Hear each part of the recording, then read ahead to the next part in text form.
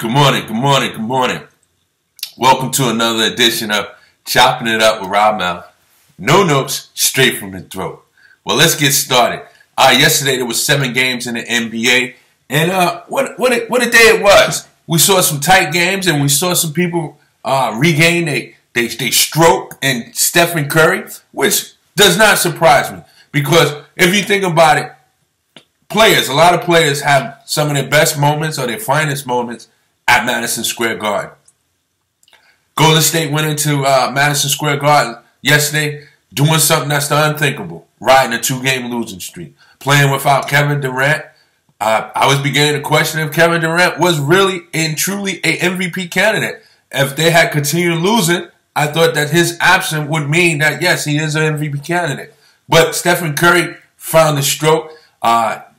He finished with 31 points. I believe he connected on 5 3-pointers. So Golden State prevails on the road against a Knicks team that actually played one of their better games of the season. It doesn't surprise me, but there was a point in the game where it looked like the Knicks may have a chance to squeak this one out. They got contribution from everyone. Porzingis, he had 24 points, 15 rebounds. And the thing about that was, I don't know if you guys have followed the Knicks like I followed the Knicks, but he's had his troubles against Draymond Green. Draymond Green has actually made him look quite silly. He outmuscles him. He bullies him, really. And even though Porzingis has him by about a half a foot, for whatever reason, Draymond Green gets underneath this guy's skin and makes a huge difference when guarding Porzingis. But Porzingis was determined. He was facing him up, posting him up, taking him off the dribble. He actually had a pretty good game with 24 points, 15 rebounds. Derrick Rose played well. He had 25 points. Listen, I blog with a lot of people on ESPN New York, and there's about 4 or 5 of us, we all come to the same conclusion when it comes down to Derrick Rose. Just imagine how good Derrick Rose could be if he just looked to pass somewhat. I'm not trying to take away his game by his ability of going to the basket and scoring, because when it comes down to scoring point guards going to the hole, there's not many better than him. I mean, he's right there with Westbrook and Kyrie. But if he would just maybe once in a while kick it out, or the threat of kicking it out, I think it would be more beneficial not only to him but to the team.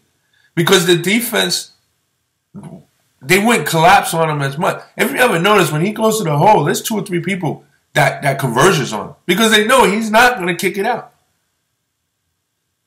But if he would only kick it out, it would benefit him as well as the team. It would make his shot a little easier, and it could maybe open up a 3-point a shot for a teammate. But nevertheless, what a game it was. It was highly contested. And for an afternoon game, and when you look at New York and Golden State, you're thinking, oh, here we go. But it was actually a competitive game. Of course, you don't get nothing for a moral loss, but at the end of the day, they held their own. What a game down here in my backyard. Indiana against the Hawks. We see Paul George go for 34. I think it was Glenn Robinson that hit a go-ahead basket towards the end of the game. Tim Hardaway comes off the bench for 24 points. I mean, we don't talk about Tim Hardaway when it comes down to top 6 man, but he should get some recognition. He's been a consistent player for the Hawks all season long. So that's something to keep an eye on. Here's one that caught my eye. The Boston Celtics fall to Phoenix by 3, 109-106. Listen, you can't win them all. You just think that'd be a win. But, Eric Bledsoe, he came to play. And one thing about this Phoenix team, they got a lot of Kentucky players there in that backcourt. Anything can happen if they get on a roll between Eric Bledsoe, Devin Booker, Brandon Knight. Anything can happen if they should get on a roll. And that's probably what happened. Isaiah, he did have 35. But Boston falls to Phoenix. In other action, Washington nips Magic to continue their winning ways. Bradley Beal, he had 32 points to lead all scorers. So it's getting a little interesting as we get down towards the stretch, the final 20 games of the NBA season. Excuse me. There's a lot of games to be played for positions and so forth, but the teams that need to win are beginning to pick up pace and make things happen. I was a little surprised by Thunder falling to Dallas, but Dallas is a team that, you know, they got one of the better coaches in the game. They still have one of the better players in the game, although he just hasn't had a healthy enough season. You got a champion in Barnes. They just acquired Noel Nerlens from Philly. This is a team that 2-3 games out of the last spot, they're gonna push to the final. To the final game. They're not looking to secure a lottery spot. I don't think that's on their mind. I think they're really looking to make a playoff push. They're going with the youngster Yogi Ferrell, who was just rookie of the month in the Western Conference. So there's a lot that's going to be played there. They're going for pride. So I look for them to come out and make a strong push for that 8th spot. I wouldn't be surprised if they get there. Just plain and simple, I would not be surprised if Dallas secures the 8th spot, just to say that we made it. It's some guys over there with some pride. And like I said, they got one of the better head coaches in the game in Rick Carlisle. So it won't surprise me.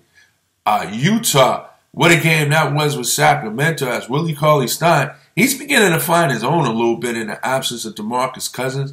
But it was a balanced attack for both teams. But Utah prevailed, 110-109, with an outstanding well, I don't know if it was a putback or alley-oop or just in the right place at the right time with the tip-in by Gobert off a missed shot, air ball, I should say.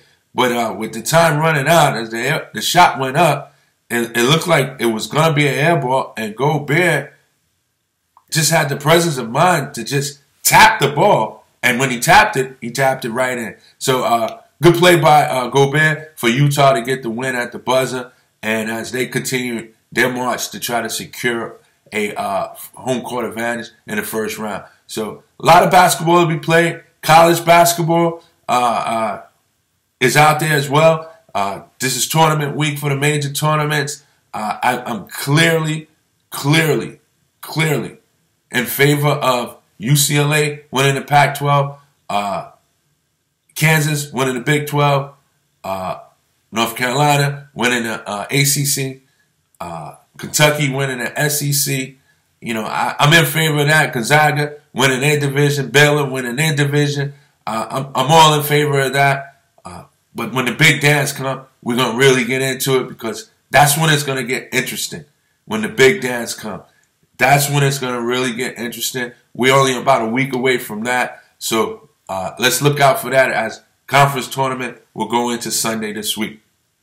On another note, just want to give a shout out to Brandon Watts. That is the brother of Stephanie Watts, who I spoke so highly of early in the season for Lady Tar Heel. Well, he plays for a Division II school in North Carolina as well. I believe it's North Carolina Pembroke Braves. Well, they just won their championship. Congratulations on that to my friend and her husband, Rhonda and her husband. I know you guys are some proud parents. You did a tremendous job in raising those two through the world of hoops. And you know, any parent out there that's associated with a child in sports know that it's not an easy task. You know, to us who look on it and say, wow, we might think it's easy, but there's some sacrifices along the way, and at the end of the day, it pays off.